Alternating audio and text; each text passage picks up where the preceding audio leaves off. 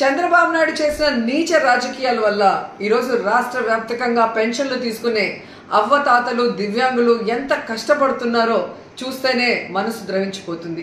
ఎందుకంటే ఈరోజు చంద్రబాబు నాయుడిని ఇష్టపడే వాళ్ళు ఈ రాష్ట్రంలో ఎవరూ లేరు.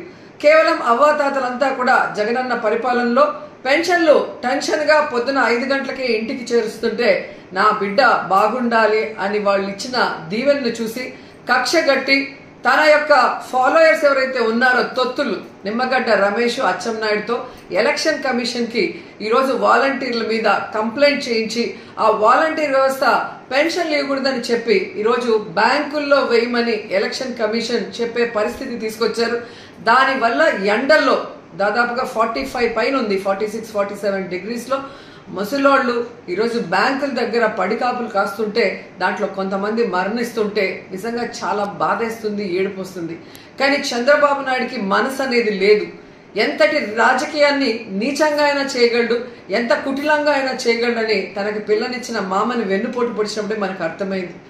58 నెలలు ప్రజలకి కష్టం లేకుండా సచివాలయ వాలంటీర్ వ్యవస్థ ద్వారా జగన్మోహన్ రెడ్డి గారు ప్రతి సంక్షేమాన్ని ఈవెన్ పెన్షన్ రైస్ తో సహా పేద ప్రజల ఇళ్లకే పంపిస్తుంటే ఈరోజు కక్ష కట్టి 1 నెల గ్యాప్ వచ్చే ముందుకి ఎలక్షన్ కమిషన్ కి కంప్లైంట్లు ఇచ్చి ఏ విధంగా ప్రజల్ని ఎండల్లో తిప్పి వాళ్ళ మరణానికి కారణమవుతున్నారో ప్రతి ఒక్కరు కూడా గమనించాల్సిన విషయం. ఈరోజు చంద్రబాబు నాయుడిని సూటిగా అడుగుతున్నాను, పెన్షన్లు తీసుకునే వయసు, నీ వయసున్న అవ్వతాతల్ని ఇలా ఇబ్బంది పెట్టడం నీకు భావ్యమేనా? వచ్చి 1 రోజు ఎండలో నించోడు, రోడ్డు మీద ఎండలో 1 రోజు నించుంటే ఆ అవ్వతాతల కష్టమేందో నీకు అర్థమవుతుంది. కేవలం అధికార దాహంతో ఈ విధంగా ముసలాళ్ళని దివ్యాంగుల్ని ఇబ్బంది పెట్టడం నీకు సబబేనా అని అడుగుతున్నాం. సో ఖచ్చితంగా మీ గ్రామాల్లోకి తెలుగుదేశం పార్టీ వాళ్ళు కానీ జనసేన వాళ్ళు కానీ ఓట్లకు వస్తే చొక్కా పట్టుకొని నిలదీసి ఆ చంప ఈ చంప వాయించండి.